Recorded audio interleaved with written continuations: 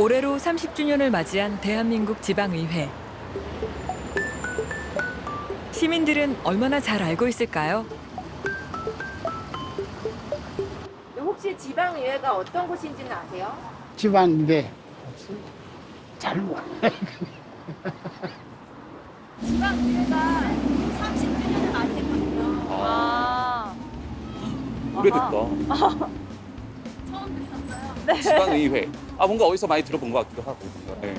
지금 살고 계신 지역에 그 지방의회 의원이 누군지는 혹시 아세요? 지방의회 의원이요. 국회의원은 알겠는데 뭐 구의원이라든가 시의원은 잘 몰라요. 30년간 우리와 함께했던 지방의회 이야기. 지금부터 들어보시죠. 우리가 제일 먼저 가볼 곳은 인천광역시입니다. 여름의 문턱 앞에 선 토요일 오후. 택시 한 대가 인천 시내를 부지런히 달리고 있습니다. 마침 오늘 첫 번째 손님이 타셨네요. 안녕하세요. 어디로 모실까요? 저희 그 혹시 연세대학교 앞에 연세대 네. 송도 3동. 네네 맞아요. 네. 출발하겠습니다. 기사님은 학부모로 보이는 승객분께 궁금한 게 참 많아 보입니다. 학부모세요? 네네네. 그럼 어디 몇 학? 아 저희는 큰아들은 방문 중학교 2학년. 중학교? 네네. 아, 네네. 네. 작은 아들은 초등학교 6학년. 그럼 아드님은 여기 송원초등학교 다니겠네? 되게 훌륭한 학교예요. 저희 송원이 지금 과밀 때문에 증축 맞아요 맞아요. 진행하고 있고 네네 맞아요. 여기가 초등학교가 유일하게 한 곳이잖아요. 네. 이쪽에서는 몰려 있기 때문에 참 이게 문제네. 여기 너무 좋아요. 감사합니다. 네. 들어가세요. 인천시 교육 문제에 유독 관심이 많은 기사님. 관련이라도 있으신 걸까요? 안녕하세요. 여기가 30년 다 돼가지 않나요? 거기 지하 1층밖에 없나요? 20대에서 제일 고민되는 게 뭐예요? 그 왔다 갔다 하실 때는 불편하시겠네. 따님은 미국에 있어요? 네. 사업을 계속 하시고 계신 거예요? 아이들 학교 문제부터 주민들의 불편사항, 승객들의 일거수일투족이 궁금한 이 기사님의 정책. 대체 뭘까요? 사실은 택시 기사를 시간 날 때마다 하기는 하지만 본업은 인천광역시의회 시의원으로 활동하고 있습니다. 비회기 때나 시간이 될 때 주말을 이용해서 좀 그 시민분들을 만나고 있고요. 택시를 통해서 여러 가지 요건을 좀 많이 파악할 수 있게 돼서 앞으로도 계속 할 예정입니다. 주말이면 택시 기사가 되어 시민들을 만나볼 정도로 서종우 의원은 사람을 만날 수 있는 현장을 안녕하세요. 중시한다고 합니다. 오히려 안 나가니까 매출 하고 싶은 말은 많지만 얼굴을 맞이했을 때 비로소 털어놓는 시민들이 많죠. 돌아가는 동네 상황도 물어보시고요. 경제 상황도 물어보시고 생활하는데 불편은 없는지 뭐 이것저것 다 그냥 골고루 물어보셔요. 국회의원만 있으면은 큰 것들은 큰 덩어리는 알아도 작은 덩어리는 알 수가 없잖아요. 크게는 돌아가도 아주 미세하게 아주 조그만 것들은 대해서는 잘 모를 것 같아요. 지방자치단체는 집행부인 시, 군, 구청과 의결기관인 지방의회로 구성돼 있습니다. 지방의회의 역할은 집행기관인 지방정부의 행정을 감시하고 지역사회에 맞는 조례를 통과시켜 필요한 정책을 만들어내는 거죠. 경상북도 경산시에는 소문난 민원 해결사가 한 명 있다고 합니다. 바로 엄정의 시의원인데요. 좀 버스 노선이 너무 텀이 길으니까 많이 기다린다. 배차 간격을 좀 줄여달라. 이런 민원이 있어가지고 좀 건의드렸어요. 보시다시피 이 경사가 높은데 이렇게 미끄러우니까 이제 주민들이 인도 블록을 좀 교체해달라 얘기해서 이렇게 좀 인도 블록을 바꾸었고 이제 옹벽이 너무 시꺼멓잖아요. 요번에 이제 요 예산이 통과되었어요. 그래서 좀 어떻게 할까 이제 고민하고 있습니다. 거리를 깨끗하게 정비하는 일부터 안전을 위한 시설물 설치까지. 한 번 들어온 민원은 절대 그냥 지나치는 법이 없어 경산 시민들은 건의할 일이 있을 때면 늘 엄정의 의원을 찾는다고 하네요. 어르신들 누군지 아시나 봐요? 몇 회로 이혼했는데 뭐 요 경산에는 뭐 인물인데 이 동네 환경 개선에는 일동 공신이지. 참 노력을 많이 해.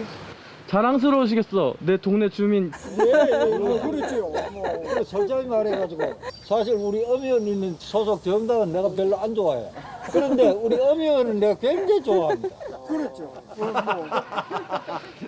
주민이 행복한 지역 사회를 만드는 일은 그리 어려운 일이 아닙니다. 주민들의 민원을 잘 들어주고 의정을 통해 반영하면 되는 일이죠. 경산 시립 장산도서관 설립은 엄의원이 해결한 가장 큰 민원 중 하나입니다. 또 작은 도서관 운동 본부를 같이 했던 주인공이십니다. 도서관 도자만 들어도 꼴보기 싫은 시기도 있었어요. 해도 해도 안 되긴 해. 해도 해도 안 되니까. 그때 붕붕 울었죠. 만들어 달라고. 지금 애들 잘 사용하고 있어요. 당시 이 동네엔 이용할 만한 도서관이 없었습니다. 모텔 골목이 형성돼 있어요. 그러니까 이게 애들을 시장 데리고 한 가기는 곳은 너무 경산 불편한. 거의 책 수준이 폐유지 아니 상태. 그 원하는 게 뭐냐? 같이 한번 만들어보자. 도서관 만드는 거다. 이렇게 해가지고 어떤 도서관이 큰 도서관. 그래가 시작을 한 거죠. 도서관의 필요성을 알리고 주민들의 뜻을 하나로 모으기 위해 서명운동부터 시작했습니다. 일단 사람들이 모일 수 있는 장소에는 다 가가지고 저희가 다 계속 진행했었어요.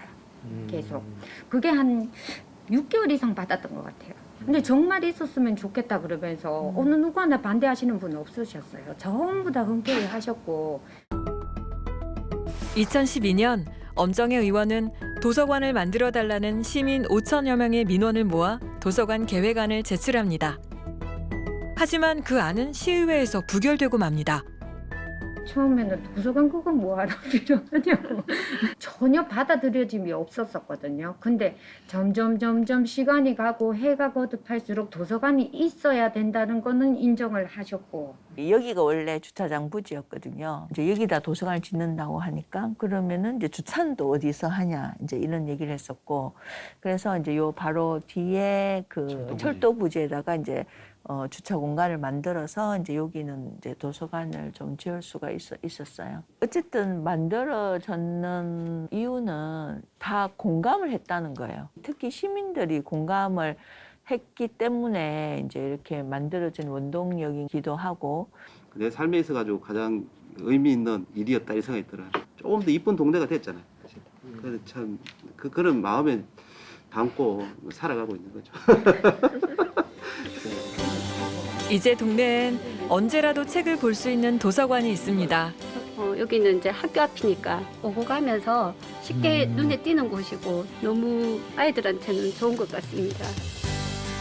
5천 시민의 민원이 이루어진 덕에 좀 더 살기 좋은 동네가 되었죠.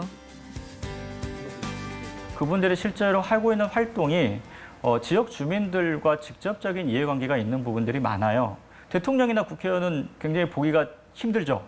우리가 시장, 군수, 구청장, 지방의회 의원은 우리가 조금 이렇게 있다 보면 금방 볼 수 있어요. 그리고 우리가 의견을 전달할 수도 있고, 우리 동네에 주차장이 필요한가? 필요하다면 어디다 만들지? 우리 동네에 공원은 어디다 만들 수 있을까? 사실 이런 문제들을 논의하는 것이기 때문에 이런 부분들은 주민들이 참여할 수 있고, 그런 의미에서 이제 민주주의의 의미에 훨씬 더 가깝게 부합한다고 할 수 있죠. 내 생활과 가장 밀접한 민주주의. 지방의회가 처음부터 우리와 함께 했던 건 아닙니다. 대한민국의 첫 번째 지방의회 선거는 1952년 한국전쟁 중에 실시됐습니다. 하지만 1958년 중앙정부에서는 지방의회 선거를 다시 임명제로 바꿔버리죠. 이승만 대통령 시절에 지방자치 제도를 무력화하는 시도들이 굉장히 많이 있었어요. 그리고 나서 4.19 혁명이 일어나거든요. 민주주의 수호를 위한 국민들의 열망은 다시금 지방의회를 만들 수 있는 원동력이 됐습니다. 그 장면 정부가 우리가 좀 상상이 안 가는데 동장까지도 직선제로 뽑는 법을 만든 지방자치법을 그렇게 바꿨죠. 그래서 대대적으로 그때 당시에 지방선거가 있었어요. 지방자치단체장을 투표로 선출할 수 있는 기반을 마련한 장면 정부는 1960년 12월 지방의회 선거를 실시합니다. 하지만 이 역시 오래가지 못했습니다. 이듬해 박정희 군부가 5.16 군사 구테타를 일으켰기 때문이죠. 5.16 군사 구테타를 일으키고 처음으로 한 게 지방자치단체를 해체한 거예요. 지방의회를 해체하고 지방자치라는 말 자체가 금기어였어요. 그러면서 지방자치가 중단되죠. 이후 대한민국에서 자취를 감춰버린 지방자치제가 다시 살아날 수 있었던 건 김대중 전 대통령의 끈질긴 투쟁 덕분이었습니다. 대선 출마할 때는 물론 국회의원 출마했을 때도 계속 공약이 지방자치. 제가 비서로 30대 때 모셨잖아요. 80년대 후반에. 그때도 여러 번 아주 귀 아프게 들었어요. 민주주의는 지방자치 없으면 그건 진짜 민주주의가 아니다. 1987년 민주주의에 대한 요구가 터져 나오자 노태우 후보마저 지방자치제를 공약으로 내세웁니다. 이 노태우는 절대로 거짓 공약을 하지도 않을 것이고 또 할 수도 없습니다. 노태우 씨가 대선 나올 때 공약까지 했었어요. 지방자치 하겠다고. 그래놓고 안 해버렸어요. 김대중 총재께서 왜 지방자치 하라 여러 번 촉구를 했지만은 자꾸 뒤로 밀었어요. 노태우 정권이. 그래서 이거 안 되겠다. 내가 목숨 걸고 단식을 해야 되겠다. 단식을 들어갔던 것이죠. 지방자치제를 실현하기 지방자치에 목숨을 건 승부수를 띄운 겁니다. 물론 국정에 대한 여야 협력을 거부한다고 밝혔습니다. 김대중 평민당 총재가 오늘 무기한 단식을 선언함에 따라서 경색 전국이 더욱 굳어질 전망입니다. 단식 중단을 요청한 것으로 알려졌습니다.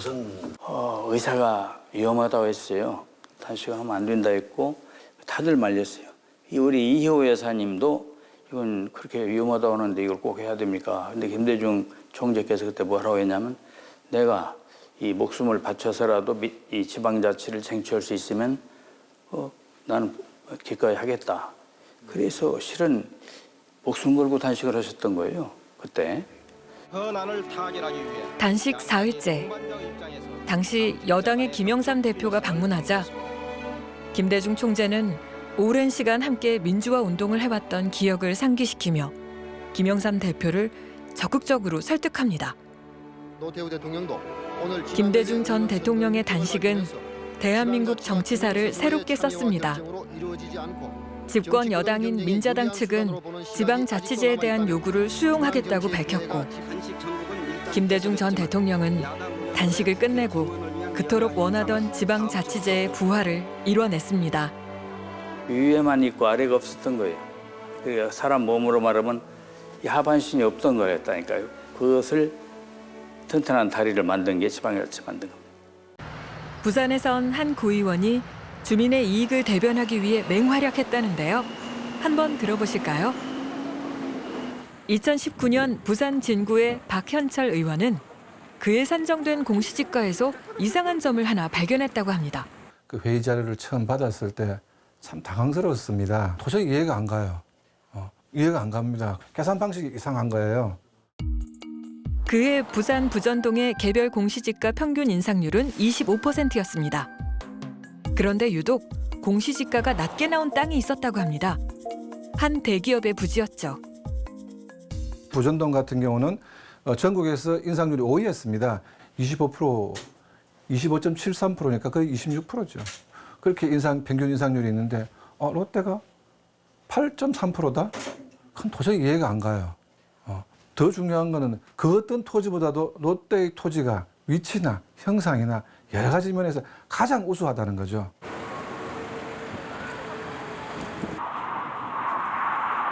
네, 저 앞에 보시는 저 건물이 롯데백화점과 롯데호텔입니다.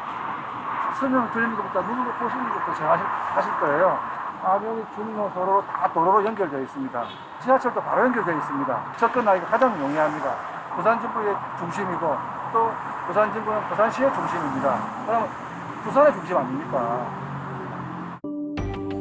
롯데가 왜 8.4%밖에 인상이 되지 않는 것이 이것이 정당한 것이냐를 그 공인 감정사님들한테 질문을 드렸죠. 우리 감정사님들 하시는 말씀이 그 인근의 토지들 합산을 해서 평균을 나눈 것이다라고 말씀을 주시더라고요.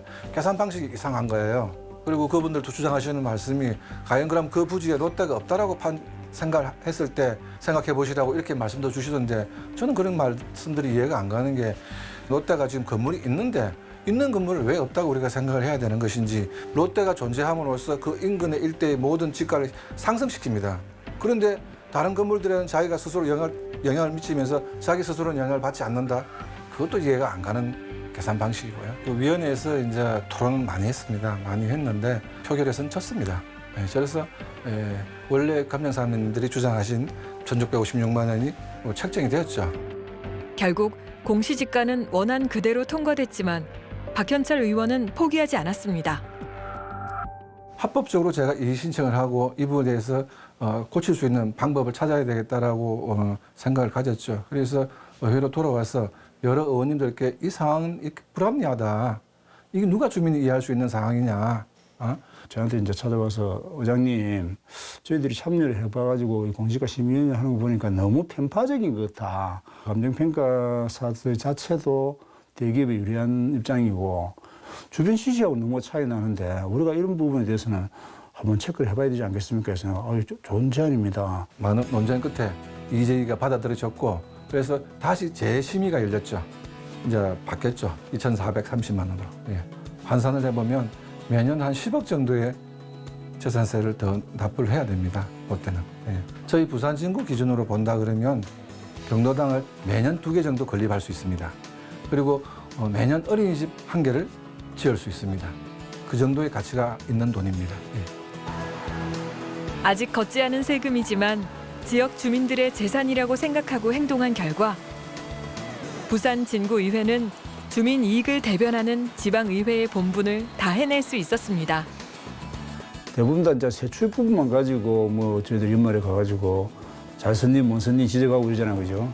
그런데 세입도 당연히 우리 지역에 있는 사업들이 제대로 이 세금을 제대로 내는지 하는 부분 점검을 해봐야 되는데 저희들이 뭐 의회 차원에서 이직을 하게 된 거죠. 지방의회는 조례를 만드는 기관이죠. 의회에서 통과된 조례는 우리에게 어떤 영향을 줄까요? 이번엔 전라남도 의회로 떠나보겠습니다. 지난 6월 전라남도 의회에서는 김치산업 육성 및 진흥에 관한 조례안을 통과시켰는데요. 김치에 관한 조례를 도 차원에서 만든 이유는 뭘까요? 무하고 배추만 들어간 게 아니라 마늘, 양파, 대파, 고추, 부재료 농산물이 많이 들어가지 않습니까? 근데 수입김치가 차지하는 비중이 약 50%는 안 되지만 50% 근접해서 지금 국산김치 소비가 안 되다 보니까 그에 따른 부재료들이 폭락이 매년 반복이 되고 있습니다. 국산김치 애용을 하다 보면 그 나머지 농산물도 같이 소비가 이루어지다 보면 가격 안정이 이루어지지 않을까 하는 생각에서 이와 함께 전라남도 의회에서는 국산 김치 소비 운동도 펼치고 있는데요. 국산 김치의 소비를 늘려서 도에서 생산되는 농산물의 유통을 늘리겠다는 전략이었죠. 국내에서 가장 많은 농산물을 생산하는 지역답게 전라남도 도의원 중에는 겸업으로 농사에 종사하고 계신 분도 있습니다. 김성일 의원도 그중 하나인데요. 주말에는 저희가 회기가 없기 때문에 주말에 이렇게 농사일을 하고요. 대농민들과 대화도 나누고 또 애로점 그런 것들을 청취하고 있습니다. 의회 경력은 올해로 7년 차지만 농사 경력은 근 40년이 다 되어가는 베테랑 농부라고 하네요. 그래서인지 농사 일을 하면서도 자연재해나 가격 폭락, 수입 농산물 문제로 고생하는 농민들의 심정을 잘 알고 있다고 합니다. 지금 어디 가시는 길이세요? 이쪽에 지금 그 수도작을 많이 하는 그 집단으로 많이 하는 지역이 있거든요. 그래서 원효기도 얼마나 됐는가 한번 보고 물도 좀 잘 오는가 그런 것도 좀 확인할 겸 해서 지금 가는 겁니다. 고장난 이안기 때문에 애를 먹는 이웃을 만났는데요. 들어가요? 여가 요것이 형님이 와봐봐. 저것이 이렇게 와야가 이렇게 탁 당겨져야 되거든. 둘 다 이렇게 당겨져갖고 이놈이 안으로 팍 들어가요. 이놈이 돌아. 다행히 아래쪽에 꼬여있는 선 몇 개만 제자리에 두면 수리할 수 있을 것 같습니다. 이제 안 걸리구만. 자, 그렇구만. 그것이 이 안쪽으로 이렇게 제껴져야 돼. 지방의회도 그렇습니다. 선 몇 개를 제자리에 놓는 걸로 멈춰선 농기계가 다시 움직이듯 필요한 조례가 몇 개가 만들어지면 주민들의 생활이 훨씬 나아질 수 있습니다. 농사 지으신 분들이 의원 생활을 하면은 그렇죠. 김치산업 육성 조례를 통과시킨 것도 그 이유에서였습니다. 농민 비중이 높은 전라남도의 특성을 고려하다 보니 농산물 소비를 늘릴 만한 조례가 필요했고 그게 바로 다양한 농산물이 들어가는 국내산 김치였던 거죠. 의원이 뭐 별다릅니까? 저희들은 생활정치라는 사람이라서 농사 지으면서 의정활동하고 또 현장에 있는 것을 직접 이렇게 접목해서 그걸 정책에 반영하는 게 지방 의원들이 해야 할 역할이라고 저는 생각합니다. 평생을 농부로 살아왔기에 생각해낼 수 있었던 조례였는지 모릅니다. 우리 주민들이 뭘 원하는가 이런 것을 법을 만들고 또 중앙에 건의하고 이런 조력자의 역할을 하는 겁니다. 즉 말해서 봉사자죠. 저는 봉사자라고 생각합니다. 예.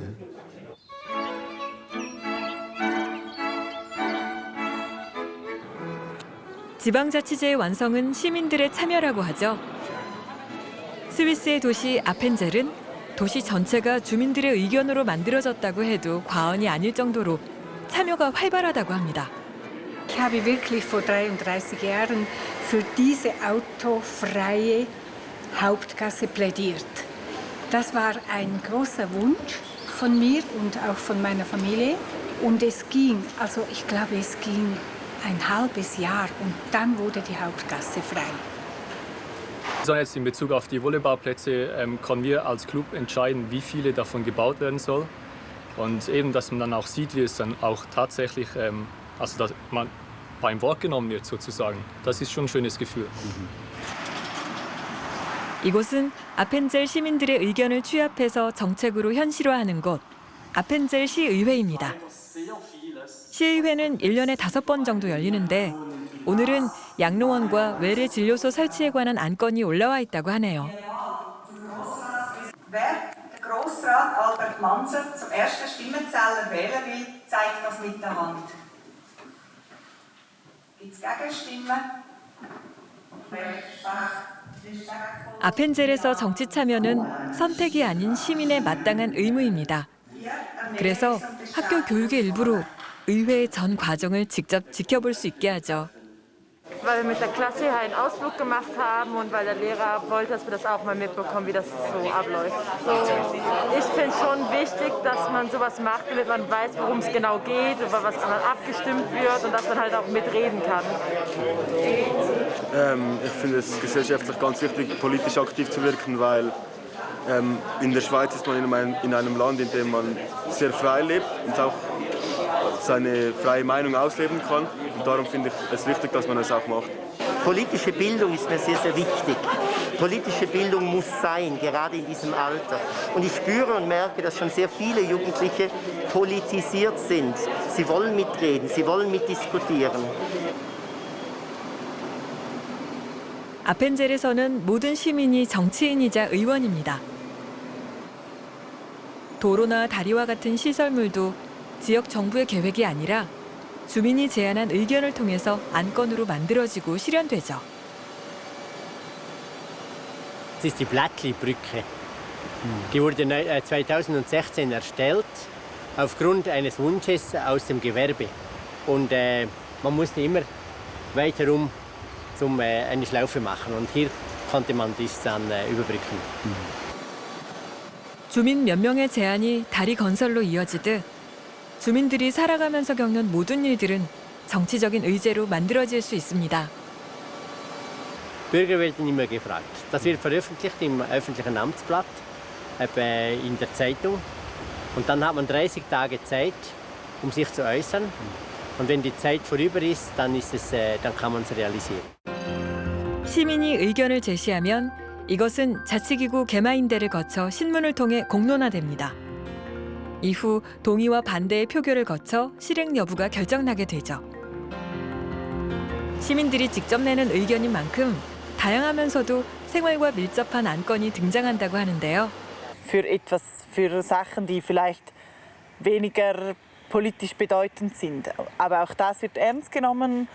Möchte ich einen neuen Spielplatz oder soll der Schnee früher weggeräumt werden, weil mein Auto immer voll Schnee ist, zum Beispiel solche Sachen. Realisiert natürlich nicht, aber jede dieser Bürgerinitiativen, die muss behandelt werden. Das ist in der Kantonsverfassung und auch auf Gemeindestufe ist das gesetzlich geregelt. Man fühlt sich als Teil des Ganzen, also man fühlt sich als Puzzleteil des Demokratiepuzzles. Es gehört dazu, es ist auch ein Stück weit eine Verantwortung, die man wahrnehmen möchte, vielleicht auch eine Pflicht, weil 이곳에선 생활이 곧 정치이고 정치가 곧 생활인 셈입니다. 이번엔 우리의 역할에 대해 알아볼 차례입니다. 오늘은 화성시의회 정례회가 열리는 날. 시의회 입구에서 음악에 율동까지 준비해서 신나게 몸을 흔들고 있는 이분들은 대체 누굴까요?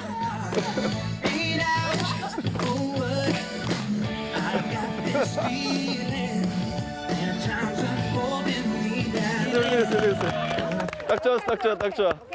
오케이. 아, 저희 모니터링단이에요. 네, 이번에 활동하게 되는 시민 모니터링단입니다. 저희. 혹시 또 어려워하시는 분들이 계실까 봐요. 니네 잘하나 못하나 보자 이런 개념이 아니라는 거를 알려드리는 차원에서 또 옆에서 잘한다고 한다고 하면 또 더 잘하게 되잖아요. 사람이라는 게. 진정한 그 지방자치는 지역 주민들이 실제로 그 참여할 수 있어야 된다고 생각하거든요. 역동적으로 의회 활동을 더 열심히 하시지 않을까. 지방자치제의 주인은 주민이라고 하던데 이분들은 오늘 주인의 의무를 다하기 위해 모였다네요. 제대로 된 평가를 위해 점수판도 마련했고요. 점수를 매기겠다라는 것보다는 그냥 보기만 하는 게 아니라 이렇게 실제로 평가를 해보는 지표가 되는 겁니다. 시민 모니터링단의 감시 대상이 된 화성 시의원들의 입장은 어떨까요? 의회를 모니터링하는 거니까 부정적인 의미의 어떤 모니터링이 아니시거든요. 때에 따라서는 좀 또 나름대로 견제 감시의 기능도 살짝 해주시면 긴장도 또 좀 되고요. 그런 면에서 정책이나 사업들을 더 신중하게 또 검토할 수 있는 부분이 있거든요.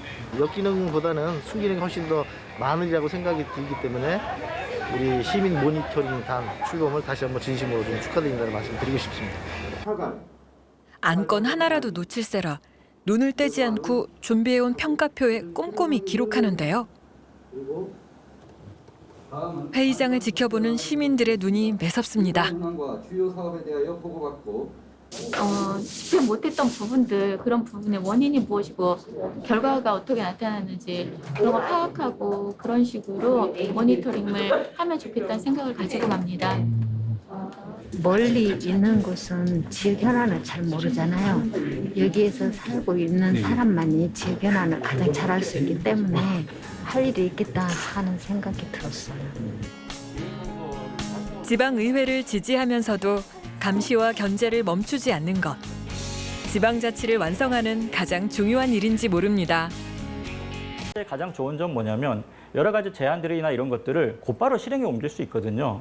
단위가 작기 때문에 재난지원금 같은 논의도 사실은 광역자치단체장들이 활발하게 논의를 주도해 나갔고요. 그다음에 드라이브 스루 같은 것도 사실은 기초자치단체에서 먼저 시작했던 부분들이 전국으로 확산된 부분들이죠. 주민들의 이야기를 들어서 그것들을 실행해보는 그런 실험들을 앞으로 점점 더 많이 한다면 과거 10년에 비해서 앞으로 10년 뒤쯤 보면 정말 많이 달라졌다. 이런 이야기를 할 수 있지 않을까 생각합니다. 이번에 이제 30년이 되면서 지방 정부 개정안이 통과가 되면서 이제 의회의 역할이 커지게 됐습니다. 이제 첫 걸음을 시작하는 단계라고 생각을 하시면 되겠습니다. 대한민국 지방의회 30년. 시민들은 지금도 기대하고 바라는 것이 많습니다. 공정하고 투명한 게 가장 중요하지 않을까 생각이 들어요. 봉사정신에 입각한 활동. 이런 일을 하고 있습니다를 알려주시고 소통을 하면 좀 더 좋지 않을까. 사실 좀 어렵거든요. 접근하기가 조금 어렵고 좀 눈높이를 맞춰서 약간 그렇게 대화를 할 수 있으면은 더 다른 젊은 사람들이 더 많이 찾아보게 되고 그럴 수 있지 않을까. 그 기대에 부응하는 것이 앞으로 지방의회가 가야 할 길일 것입니다.